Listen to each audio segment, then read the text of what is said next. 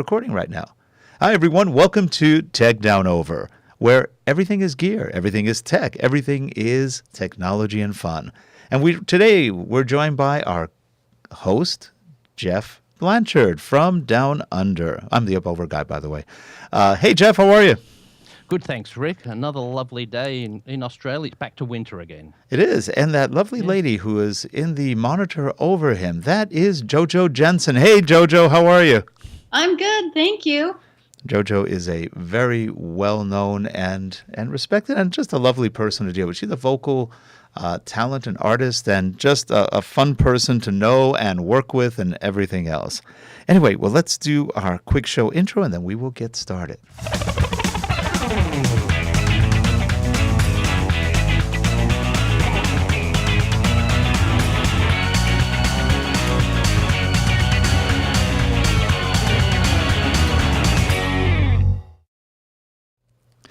Well, we are back today. Well, welcome to the show. This is show number 11. And, JoJo, we have to let you know, both of us are budding. Well, I'm not budding. I've already budded VO talents. I've worked in VO a little bit, but not much. Never really to make money at it. I've coached a lot of VO people, but I'm not a VO person. And then there's Jeff, who actually has been learning to be a very good VO artist down in Melbourne. He does a lot of work for his company, and he does a lot for his channel, and he does tons of reviews and stuff. And he's got a really nice voice. He's been working at it quite well. And so it's always fun to watch people get into that. Now, JoJo, you've been a voice talent for a while now, right? I just like to say more than 15 years so that I don't give away, just how long I've been doing it. But yeah, quite a while. Let me just say that my first demo was a cassette tape. Oh, wow. Yeah. It could be worse, JoJo. It could have been an 8-track. Yeah. Well, the guy that did it, I asked him to do a CD for me, and he's like, "Well, I'm not really sure if those CDs will ever catch on." Famous last words, right? Yeah, major transformation in the tech part of being a voice talent, which has been fabulous for voice talents everywhere because the market has expanded exponentially instead of even regionally to globally because of the internet and because of technology. So I'm a huge fan. And you have a lovely voice. You have a lovely personality. I mean, just from having worked with you and talked on the phone many times, and you're just a lovely person to know, and that's fun. And if you're looking for voice talent out there, JoJo does a really nice job. And one of the things that's fun about voice people is, and this is something I've noticed, unlike a lot of like graphic artists, they'll never tell you. If you go to a graphic artist and say, do you know any other graphic artists that could help? No. Okay. Even video editors to a point, do you know any? No. But voice talent always says, oh no, I know somebody good who can help you. It's a very different mindset for some odd reason, but most of the voice talent I've met have always been very open, friendly, and helping of each other, which is sort of cool. Well, that's good. That's really good to hear because everybody has their own unique sound, and either you're going to hire me for my sound or you're going to hire somebody else. And it's pretty cut and dry. So you can't take things personal if you don't get a job. There is some crying usually, but after a while you're just like, what are you going to do?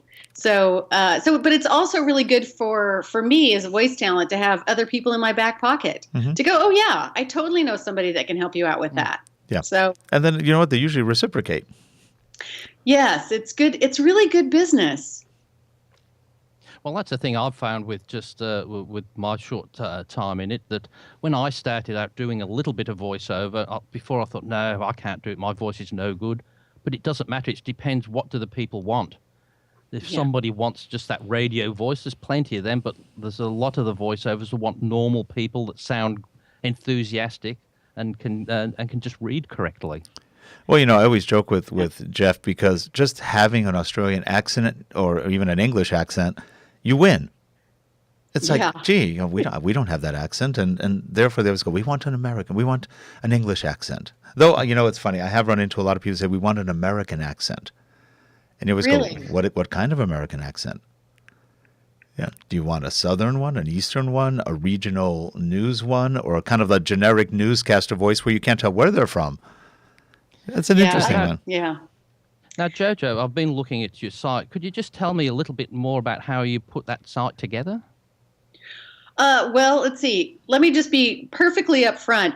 I'm the kind of tech person that likes to have lots of people help me with the tech aspect of my career.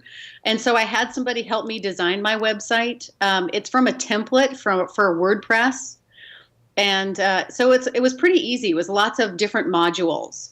And I worked with somebody to get my demos built and everything. So we took a lot of small pieces and put them all together on the website. Does that answer the question? That does, but it's good to know though, because there's a lot of people out there that do worry and strain of, oh, I can't do this. I used to do that a bit, and I thought, no, if somebody else can do it much better than me, why not employ their skills and do that and concentrate on something I can do a little bit better. Now, on your website, you've got a nice catchphrase I saw on there. How did you come up with that? If on your front page. Oh, it's not just what I do; it's all I do. I love that. I reckon that's great.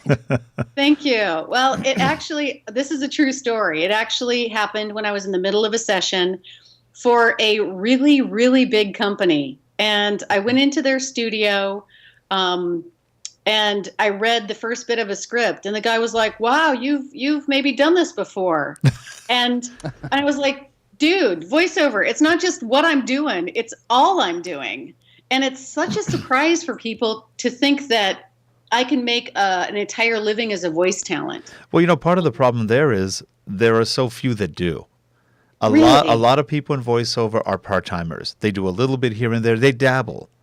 And then you get people who do it for a living. And there's a difference. There really is, more often than not, because they're usually more polished. They usually have more tricks, if you will. They know how to work their voice better.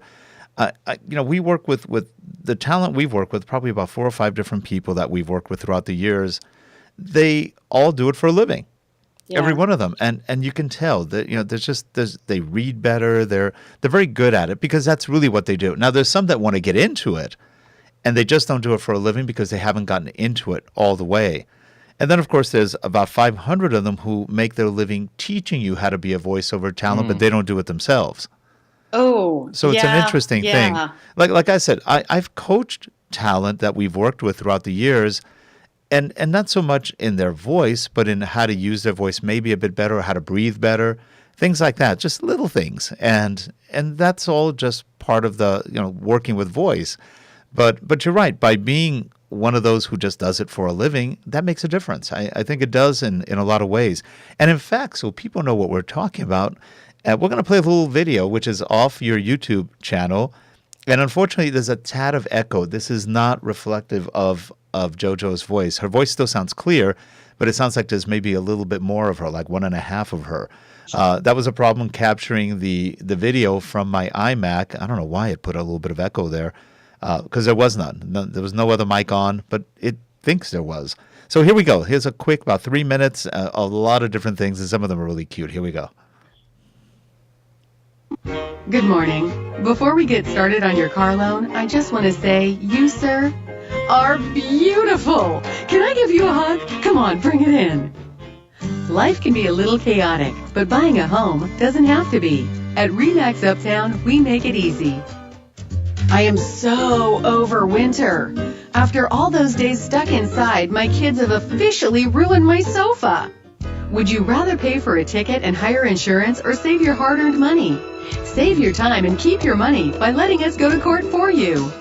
The minute you set foot in Buehler Chrysler's new comfortable facility, you'll experience the difference. Multivitamins are a convenient and proven way to fill dietary gaps. For more information, please visit Centrum.com. There are nearly 35,000 community associations across the U.S., managing property valued at billions of dollars. How your community is managed can have a huge impact on its worth. Deep in the ocean, there is a realm of darkness. It holds secrets within its depth. It's full of creatures so bizarre that they ignite the darkness with flashes of color, and so rare as to be imaginary.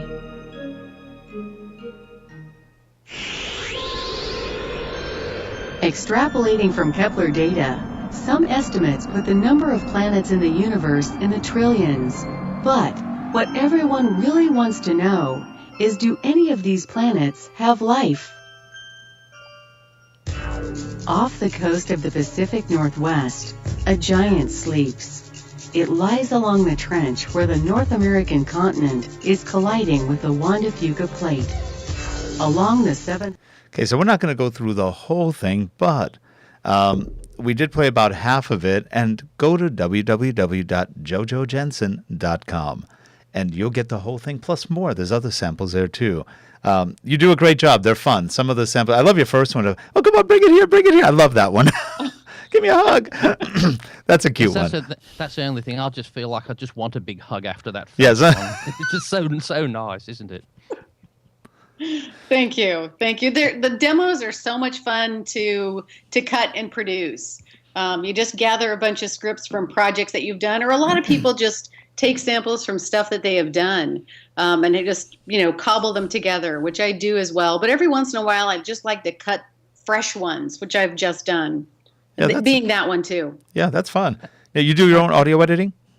I do my own editing for voiceover stuff, but Okay. I don't do it like to cut that demo. I went over to a friend of mine's studio, and he has a beautiful studio literally around the block from me. So we great. did all this stuff there. Yeah, imaging is a little bit different. It's difficult, too, because you got to get the right music and got to get it all mixed in correctly. It's tricky.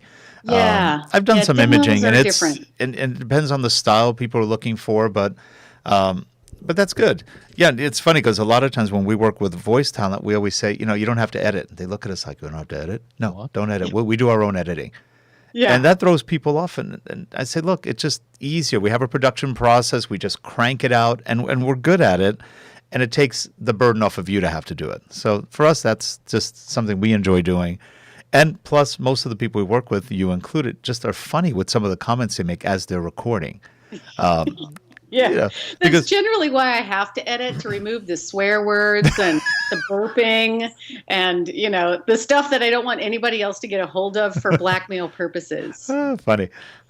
I must admit I do all my own editing because, as I said, you don't want all that and all. You don't want people to hear all that sometimes when you take a deep breath and that you just edit all them out, and you record much better when you know you can edit out yourself. I'm sure you do. Yeah. It's much more relaxed, and I'm working on my perfectionistic ways. But still, if there's something that doesn't sound right to my ear, I will just record the hell out of it to try to get it to sound right. And some days are flawless and smooth, and some days I'm like, this is my first time in front of a microphone. Yeah. And with that, I see you've got your own studio. It says on your website. Could you run us through the equipment that you do use and you like to use? Sure. It is. I have a front office in my house. So recently, I've just added brand new false walls to cover the windows, which has made a huge difference. And I have some sound absorbers all over the place.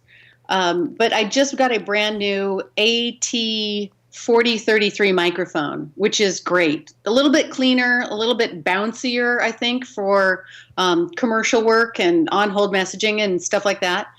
And then it goes into a studio channel, EQ, and compressor, and then a little Focusrite Scarlett for conversion. And then I use SoundForge 10. SoundForge is the best editing tool out there. Oh, well, that's great to know. I was actually, maybe you guys, because you're my tech guys, maybe you can answer this question. Okay. I was trying to think if there is a filter that I could use to get rid of some of my pops and clicks vocally. I mean, besides the pop guard. Because some days I have a lot of extra mouth noise, which makes me nuts. And I don't like to send that along to my clients at all. Does it come in on the recording, even with the pop filter? Yeah, it's definitely mouth noise. It's a tough one because to get rid of it, it often takes too much of the other part of the voice out or other things. Though if it's in the middle before you start, you can probably get rid of it. SoundForge has pretty good sound cleanup. Now, are you running SoundForge on the Mac? I actually am running SoundForge on a PC. On a PC, because there's a Mac version now, too, which has some really good audio cleanup capabilities where you can just kind of paint out the bad part. You literally just kind of erase it. Right. I use Adobe Audition to do most of our cleanup. I do a little bit of process. I don't really process that much anymore through SoundForge. I tend to process through Audition and then edit in SoundForge. But SoundForge does have a lot of cleanup abilities, and it can get rid of clicks and pops. I think there's even a pop and click remover under Tools, if I'm not wrong. I will have to check that out. Take a look, or maybe I'll take a look and I'll see if I can send you something. But the problem with that is often if you run just what they give you, it will take out more than you want. Yeah. And then it starts sounding tinny, which is really bad. We've been through that. So that's just one of the bad things about sound and what I usually tell people if you start feeling that with the lips is one of a couple of things. Use chapstick. Yes. That gets rid of the pop noise because the chapstick, with the little bit of the oil it has, just gets rid of that. It slides off rather than pops off. Nice. Okay. That's one. This is another one. People always laugh at this, but a little bit of KY jelly on the mouth. It's really, by the way, don't laugh. KY jelly is excellent for sore noses when it's really dry and you're about to die from the pain. I read that on a doctor's site once, and man, it worked. And unlike what people usually use, which is Vaseline, which when you swallow it can actually cause lung infections, among other things. Oh, wow. The Vaseline is completely water soluble. Not the Vaseline, but the KY jelly, completely water soluble. So it doesn't cause any irritation to the throat or nose or nasal passages. But you could put a tad, just a Q-tip, just a little bit on your lips. That also will lubricate the lips and not cause the smacking and popping. So it's just simple things, because even drinking the water doesn't always get rid of it. Yeah, and mine tends to be tongue issues. Yes. Now, Rick, I just did see on one of your previous shows, I think it was on eMedia Chat, you did have a lady on there who did some of her own voiceover and recording. She used Audition, which we both use, and I'm still to investigate this, but Audition apparently does have the facility where you can isolate your...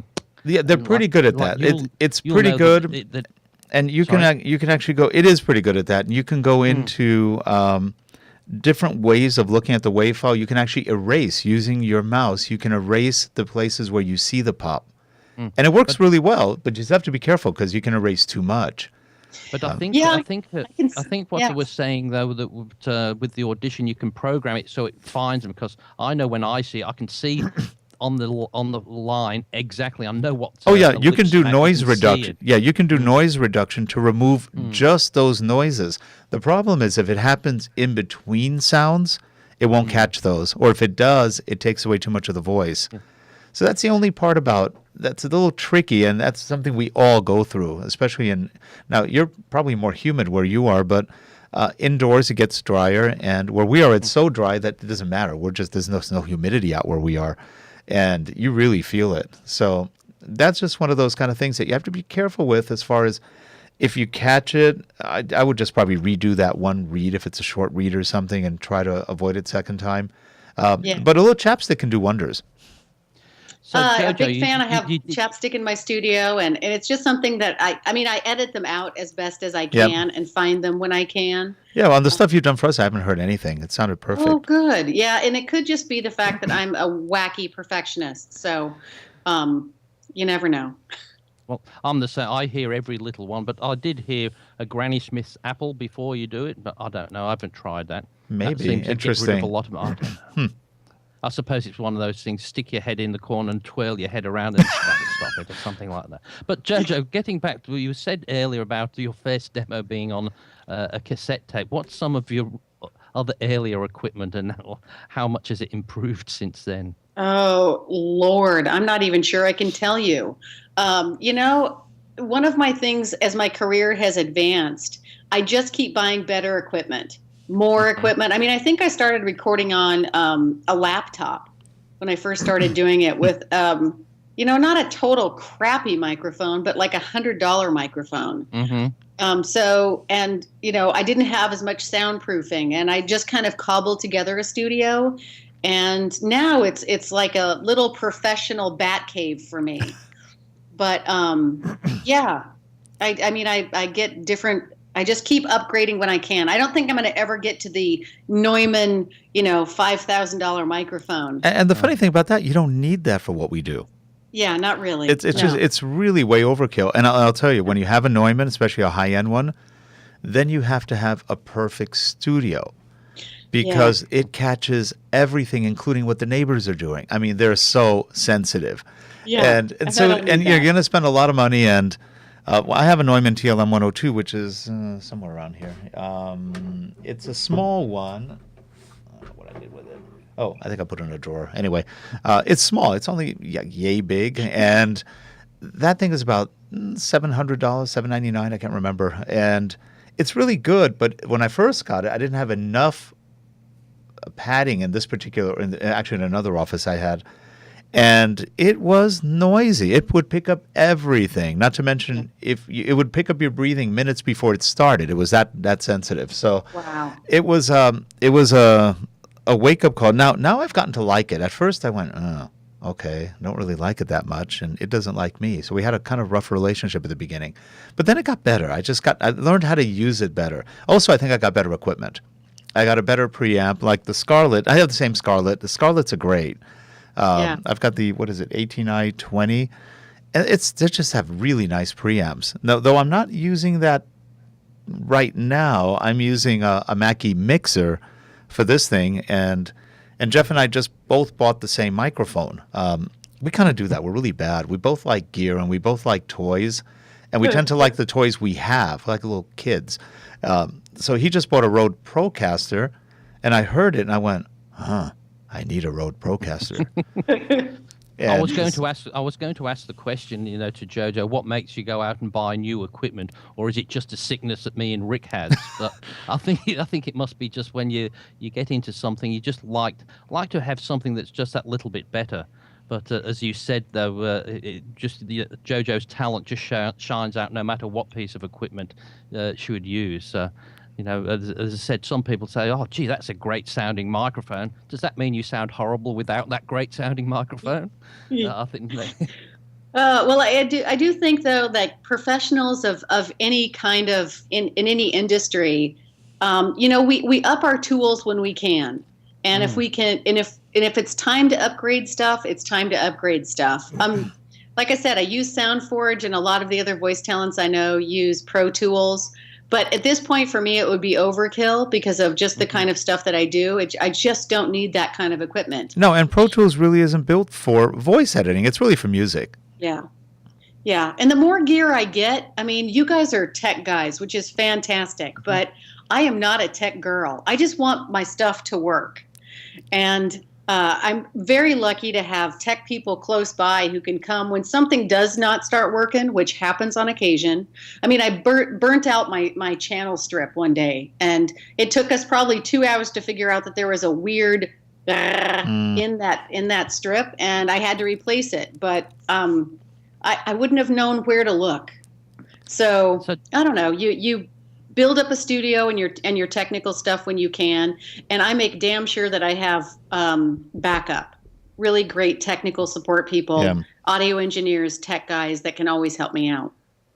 Now, JoJo, would that with your recordings, I've heard a lot of the time with voiceover, like as long as you give them a nice, clear voice, usually the person you're doing the job for will do all the mixing and all that. So, is that what you found in most of your jobs, or do you have to do all making it sound the best you can?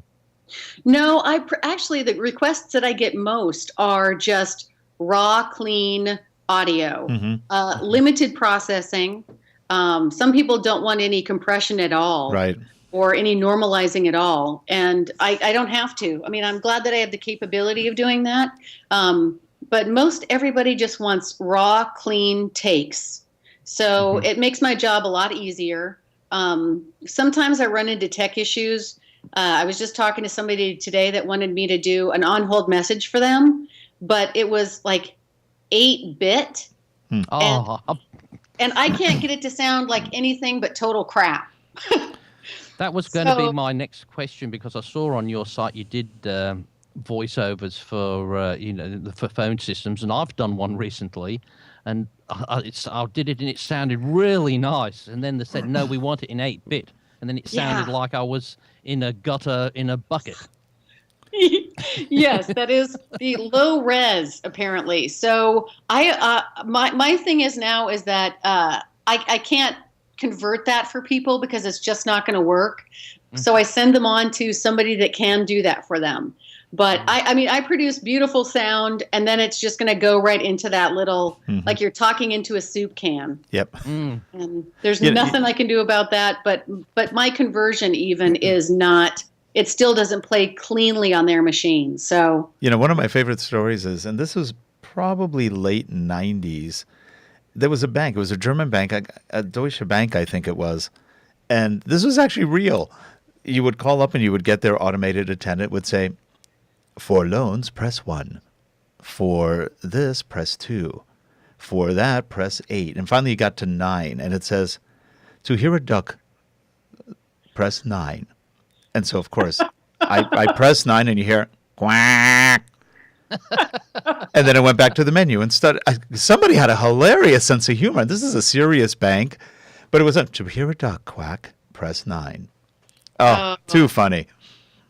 I wish. Yeah. Yes. And that's where it's really important for me to edit out my stuff because I have much commentary when I'm reading sometimes. But you know what? But that makes the editor's life fun. See, we laugh our heads off sometimes. I'm not sure if they're going to think I'm funny. They're not going to. I'm never sure whether they're going to think I'm as funny as I think I am. Well, like one of the guys we work with, Jason Bishop, he's got a great voice. He's a wonderful reader, and every so often he just goes into, let me get that again. Let me do that again. No. Oh, God damn it. Oh, that's right. Oh, shoot. And it's hilarious because he'll go through 10 takes and he finally goes, got it. And but that's part of the fun. So we're enjoying it as you hear everybody giggling as they're going through the audio editing, and it's fun. And usually the only training we have to do with people, and this is real common every time we work with anybody new, because a lot of what we do is e-learning, and e-learning is more repetitive, it's longer, it's narration, and a lot of the voice talent, you included because you're used to this, you're used to commercials. So you'll say something like, welcome to the course, welcome to the course, welcome to the course. Yeah. And we're going, oh, God, the first one was perfect. Why did she keep doing this? And it's not, but that's just because they're used to the commercial and having a lot of takes because then they choose the one that they want. But in e-learning, if you have to do that for every single thing, you'd go crazy doing it. And then, of course, it would take a long time to edit because you've got to go 5, 6. That was Jason, for example. He did millions of commercials. So we kind of broke him of don't do this anymore. He goes, oh, I'm sorry, but I thought it wasn't good. I go, you've been great on every single take. So now we can do 3 courses with 1 audio file. It's wonderful. They were all so good. But they were different. Each one was a little bit different. And it's just funny. And I love the commentary. To me, the commentary is fun. And I've done the same when I've done a little bit of voiceover. I'll give it to somebody and they edit and they're just laughing at what weird things I come up with. But I think that's also why we entertain ourselves as we go. That's part, especially if you're reading something horrific. And not that there are any horrific e-learning courses. Oh, no. So those are energetic and full of information. Yes. Yep. Well, and I do record in a small dark room. So I mean, I like to keep my room kind of dark and cave-like. And now why is that? Because I do the same thing at home. It's funny when I'm at home, everything looks like I'm in the Bat Cave, and they go. My wife walks by and goes, "Do you not like light at home?" No light. I've had light all day at work. At home, it's dark. Right. And so I play with audio all the time. I'm always sending Jeff files, and he sends me files, and we're always practicing with different things. And how does this sound? How does that mic sound? How does this thing sound? So it's kind of fun. But yeah, I'm the same way now. Now, Jeff, you work in a lit room, I think. I am here. It is a lit room, but I've just putting together a room for a studio, and it'll be pretty dark. And I just like that too. I like just have one lamp. Yeah. And then I don't know why it seems to focus me on to what I do. And when I'm doing, I've got to, as I said, I'm still one of those still in my little closet studio, which is you sit yourself in there and it's just got one little light. But I'm trying to expand because it gets a bit hot here when it gets 100 degrees and in that little closet trying to do some recording. Now, what Jeff does is he reads books for LibriVox, which is, I think they're free, correct? Yeah, that's right. And I'll just do it to get some practice because reading a chapter from a book is so hard. And once you've done the chapter and you've done it 15 times to get it right, you certainly improve your skills so you don't say the wrong thing again because you've got to edit the darn thing. So it certainly gives you good practice. So, Yeah. so what Wow. advice would you give someone who wants to get into voiceover, starting out, they want to get in? What would you recommend? Well, I always tell people that if wherever they are, there's probably a class or somebody that will teach you about how to get in front of a microphone. And that's what the most important thing is to record in a microphone and then play it back. Hmm. Because you can't really hear what you're doing right or doing wrong if you don't hear playback and hear the nuances of how you sound in playback, because we never sound exactly the same in our own head Right. as we do in playback. So it's all about practice. I tell anybody that they can be a voice talent. It just is a lot of practice and a lot of reading out loud. I said, if you're a voice talent now, you have to live your life out loud. Now, when you were young, did you, not that you're not young now, but when you were younger, when you were a wee child sitting at home going to school, did you like to read out loud? You know, I have two great stories about that. The first is that I actually had a reading problem. I have mild dyslexia. So I had reading tutors during like 3 summers of my life to help me learn how to read. And the other thing is I always read the back of toothpaste tubes. Ah, funny. Yeah, and it never occurred to me that this would be something that I would want to do, especially since with somebody that had a reading disability, even a really mild one, that I read for a living every day and read out loud every day. So, I guess I like to perform. I'd much prefer to be a voice talent than to be an on-camera actor, which I've done a little bit of. But I much prefer being a voice talent. That's It's interesting. way more fun for me. Well, you have a very natural style. You're very relaxed. You're natural. And I even asked you, and you said you haven't really done a lot of voice acting per se or taking lessons. You're just a natural. Oh, thanks. That's very nice. I do know a lot of voice actors, and they're the ones that do audiobooks. Just they're amazing, and they do all the accents and all of the stuff. And I don't want to disrespect them by saying I'm a voice actor. I am your happy-go-lucky garden variety voice talent. And what I do might not be sexy, but I sure love doing it. Oh, you can tell. You can tell that you're enjoying what you're doing. Thank Now, you. JoJo, you've got some great demos on your site, and I assume they're from work you have done. But say somebody like me who hasn't got a lot of commercial work that I can broadcast over there, how can you just make up a demo, make up a commercial, make up your own voiceover, or what do you do? Yes, absolutely. I mean, one of the easiest things to do is to go watch a TV commercial or listen to a radio commercial and poach that. I think it's better to create your own scripts versus downloading them from websites like The Edge or anything like that, because there's a million people that are doing that exact same thing, and that's the last thing you want to do as a voice talent, is to have somebody kind of go, wait, did I hear somebody else just last week reading that spot? And then they wonder, are you really doing that or are you faking it? So they don't know. And yeah, if you go to Voice123 or voices.com, you hear a lot of that. You hear people trying to get in, and they'll repeat commercials per se directly from which people will ask them, did you actually do that? And they say, well, no. Yeah. And that, so you're right. Better to just do your own thing, make it sound similar to something, add some music to it. And that's probably a lot safer than having to recreate a Toyota commercial or a beer commercial, whatever else you're trying to do, because then people immediately go, yeah. And plus, I suppose if you do something that's out there, people know how it should sound, whereas you've got your own way of sounding. They're not too sure, well, was he meant to do it that way? So you can make it sound better than not comparing it to something that's already a professional recording. Yeah, and I think, you can be more creative. If you're a creative writer at all, you can definitely create stuff that makes you sound great. And I'm all about that. I mean, if you're going to do a demo, make sure that the demo reflects what you can do over and over and over, because that's part of being a voice talent too, is when you did a job a month ago and somebody sends something back and says, can you fix this, or we've made an update to this script, can you match the tone and the tempo and the timbre of what you did? and whether it's just a pickup for a commercial or whether it's a longer e-learning thing, that's a very important skill, and that's a skill that pros have, and that's not a skill that hobbyists have.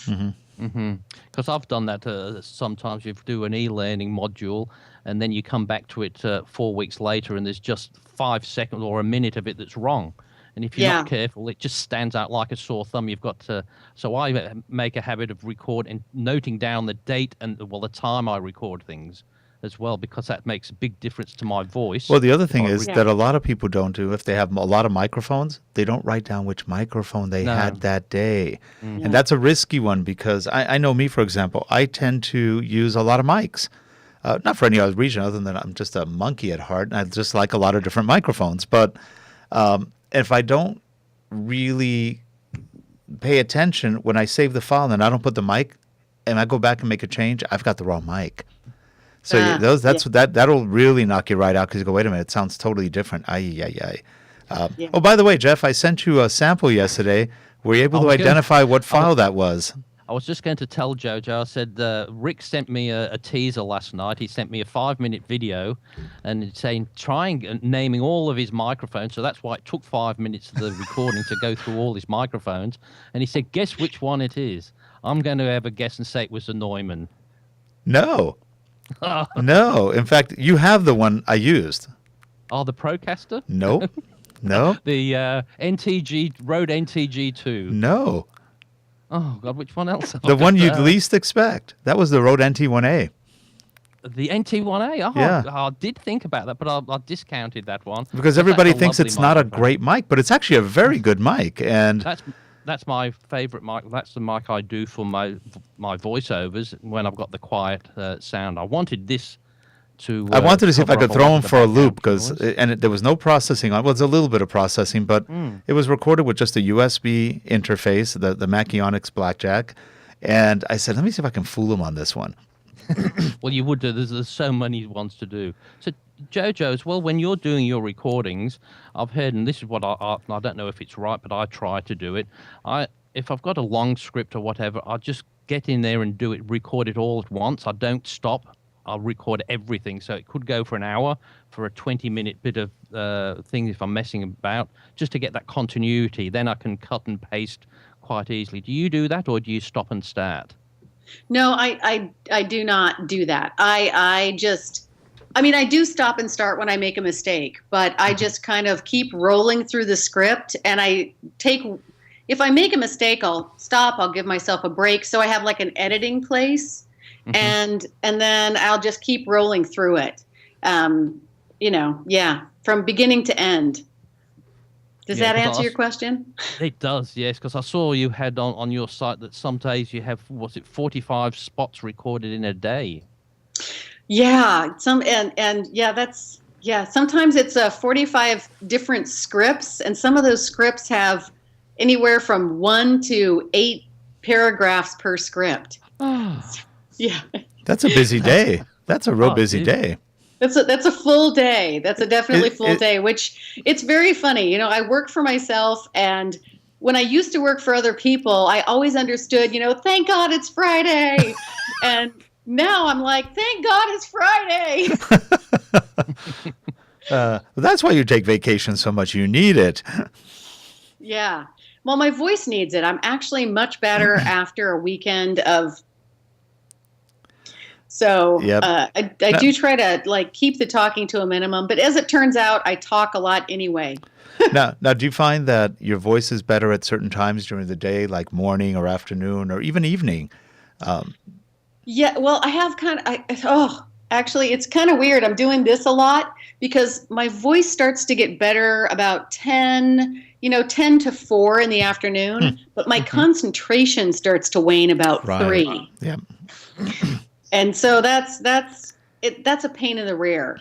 Yeah. So I start to do a lot of vocal warm-ups and things like that to get ready. But at about between 9 and 10 is when I start to get some traction on my voice stuff. But, I'm West Coast time. I have not only East Coast clients, but global clients. And sometimes they need their stuff now. Mm-hmm. So my response is always, I'm happy to send it to you, but I might sound like a man. My voice is lower because it's early in the morning. I'll do what I can, but I might sound like this. That's right. She comes in and goes, "Hello, I'm JoJo Jensen." Right. It's like, Thanks so much for calling the beauty supply shop. yeah, there were times we've all been through that where your voice, there are just sometimes you go, my voice is just not working today. Take a break, go rest, do something else, and bring it back. I notice at the end of my day, if I've been on the phone a lot and it's really dry outside or we're windy where we are, there are days the voice is just, it's shot. We're done. I think we're going to go and rest. And it's good that way. I don't mind. Sometimes if I do like 3 shows a day, I can feel it. It's just because you're talking too much. But it is fun, though. It is fun, though. And I think people like Jeff, myself, and definitely you, when you start playing with the microphones and the sound, and this is something you touched on earlier, you get used to the sound of your voice. Yeah. And then you go, my voice isn't that bad. It could be worse. It could be better. But you get used to it. And then you know what you're capable of. You have a lot of fun. Yeah. And you become it becomes a less precious commodity because you don't, I do nitpick a lot of stuff because I know how I want it to sound, but it's not those people who hear their voice play back for the first time and they're like, oh my God, I just don't like the sound of my voice. Yeah. I'm like, I get it. But you know what? Listen to it every day for 6 hours in the studio and you'll get over that really fast. Either that or you'll know why everybody else doesn't like you either, right? I mean, that's... Yeah. Well, and that's the other thing about being a professional voice talent is that you have to always be able to listen to your voice very objectively. Yeah. And not be, and just go, yeah, no, this sounds really good for this type of spot, or I sound kind of screechy, or it's, and it's one of the things that I continue to learn is that I'm not right for everything. My voice is not right for everything. I turned down a project just yesterday that was a really hard sell spot, and I suck at those. I'm terrible. I don't have the heart for them, so it just doesn't come out in my voice either. So it's good to know who you are vocally so that you can really go after the projects that you're well suited for. I think that's just good business. Yeah, that's true. I was glad to hear when JoJo said about living your life out loud. I thought it was just me who was crazy because when I'm at work, people say, what are you doing? Just because I'm reading out because somebody sends me something for an e-learning thing and I'm saying, welcome. And I'm talking out loud and what are you saying? Because I said, well, this doesn't, I can read it, but I can't say it. But you're in trouble when you go to a restaurant, you look at the menu, you start saying, appetizers, scallops, and people just around you go, who is that person? What? Well, of course, we're near Hollywood, or near LA. We're not too far from Hollywood. People can go, oh, well, they're weird because they're in Hollywood already. So it's okay. But it's really funny because you do start reading out loud at the weirdest times sometimes. Yeah, I do say, I have taught some voiceover classes, and one of the things I love to tell people is go get a National Geographic magazine or an Archaeology Today or a science magazine where it's technical and there's lots of really great meaty subject matter and read that out loud. Because if you can read that and make sense out of it, you can read almost anything well. Now, have you noticed something? This is something I notice nowadays when even just listening to the news, people don't write well anymore. And there's a lot of bad writing. There's a lot of bad conjugation of verbs and just words. And they write it and then expect somebody to read it. Yeah. And I always tell people, read what you write out loud and then see if you can read it. Because some of the stuff is horrific. And most voiceover talent to a certain point tries to correct the little things. And sometimes they're told, no, only read what they tell you, which is a pain. But that is something that I've noticed that a lot of the writers don't write like they used to. It's a dying art. Yeah, well, they certainly don't write for voice talents. I'll tell you that much. And because I'm also a writer, so you start falling in love with alliteration and things like that, and all I want to do is kill you. Yeah. It doesn't make life easier for the voice talent. You might like to read it in your head, but yeah, if you're going to write scripts for voice talents, if you have to take 8 breaths to get through the sentence, so am I. Yep. So, help a girl out. I also tell, because we've done a lot of VO recordings and stuff, I always tell people who are the writers, don't make things 10, 12, 7-point type. Make it about 14 to 16 so people can actually, don't ever go across a whole page. It's really hard for eye tracking. It drives Yeah. people nuts. Do half a page max. And Yeah. then, and plus most people do electronic now, so you don't want to read something across a whole page. You got a 27-inch monitor, you're reading a lot. And so you want to make it smaller and just make life easy for people. I never want voiceover talent to suffer. Really, I mean, literally, I've seen them suffer. And there's just no need for it. It's just bad writing or bad formatting. Yeah, I mean, formatting thankfully can be fixed pretty easily. But I have sent back scripts that I can't read. Yeah. The font's too small. I'm like, you're gonna have to make this bigger because I can't figure out how you formatted it. So just fix it and send it back. Yep, something you can read. Make it easy on you. Yeah. Well, Yeah. Jeff, do you have any final questions? No, I'm fine, thank you. Because we are pretty much at the end of our time, and we don't want to make JoJo too tired, especially if she's got a that's big right. day today. But JoJo, we really appreciate you coming on. Thank you so much for having me. Appreciate you as a person, as somebody we work with, and just as a hell of a nice person. So enjoy having you today, and people can get a hold of you at jojojensen.com. Yes, they can. Thank you. Okay, and call her. That's an order. We're not going to play around. You just need to call her and do your job. Thank you.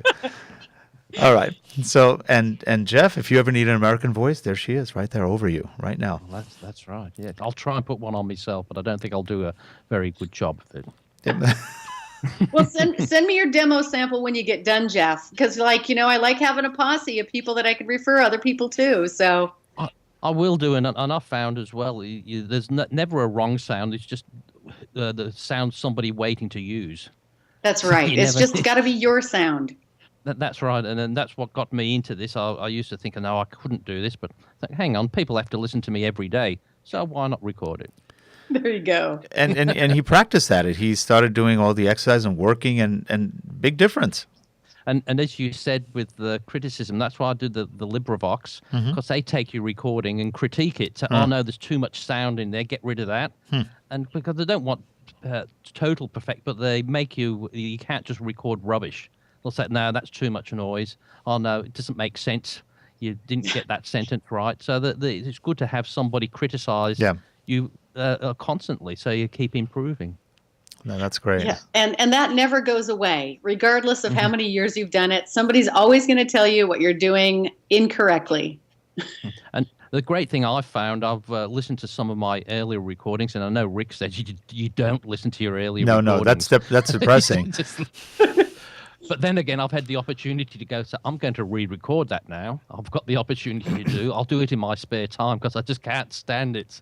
Because you learn so much along the way. You think, oh, gee. Well, we had a customer who wrote a script for something, and we told him, we're going to rewrite this, and he goes, no, it's perfectly written. It is exactly the way it should be. It's perfect. All right.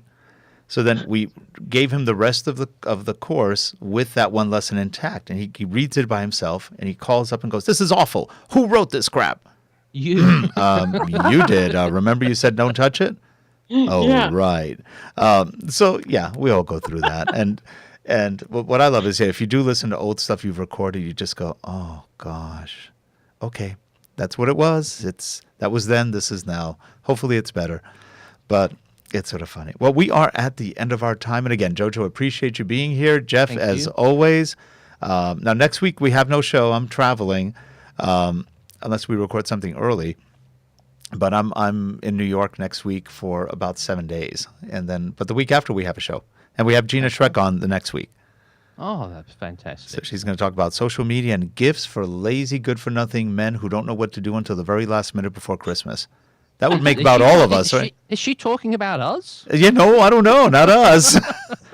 I don't know what I do without Amazon. I'm awful at shopping. So every time I used to shop in person, I'd always buy the wrong thing. So no, I don't want to do that. A nice new microphone. Leslie would love a nice new microphone. Oh, for yeah. Christmas. I was thinking about that. She might. Yeah. She's already angry at this one. I said, what, you got another one? Well, yeah, I needed this one. What did you need it for? I go, I feel Jeff guilty. got it, so I felt I needed it too. I said, I feel guilty about that. I said, I've got this one, and then the 2 days later, you had one. It was one I actually thought about years ago and forgot. And when I heard you got it, I go, wait a minute, that's the podcaster. I didn't like that one. And then you said, oh, no, the Procaster. And then I went back, got it, and oh, yeah, I do like that one. Crazy. Anyway, well, we're going to run our outro. Don't hang up yet. We'll be right back.